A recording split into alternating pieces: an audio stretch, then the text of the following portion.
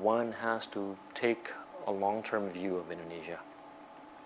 Again, there may be one or two things that are not positive, but the view that needs to be taken is whether or not Indonesia in the mid to long term is going to be much better than it is.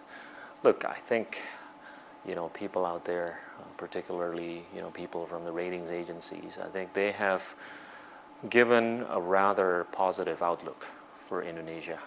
And the positive outlook, I think, reaffirms, not only the steps that we are taking, but I think the steps that we will be taking to eradicate, anything that may be perceived as negative.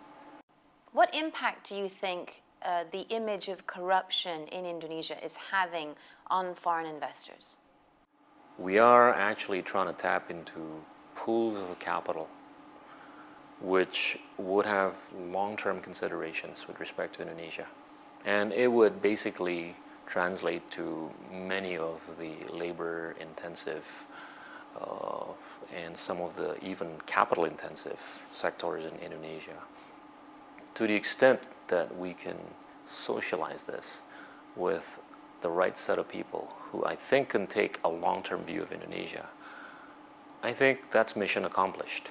There may be some questions or concerns, but that applies to just about every country in the world, right? The question is whether or not we have the wherewithal to lower or minimize or even eradicate any of the concerns that anybody might have. And let's not forget, I think there's some element of people not being fully informed about the merits of Indonesia. And let's face it, nobody's perfect. But I think we're on the right trajectory. I think we've got the right directionality. Are there any specific steps that your agency is taking to make it easier to do business in this country? The first 100 days would entail the finalization of the one-stop shop.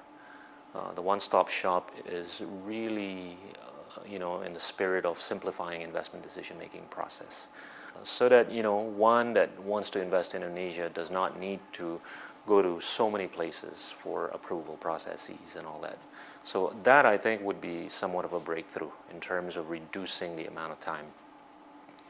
Beyond that, we are looking at applications, one of which would be the online notion of seeking or obtaining investment licenses in Indonesia. That, I think, would weed out any potential negativities, and it would make things a lot more transparent in terms of doing business in Indonesia.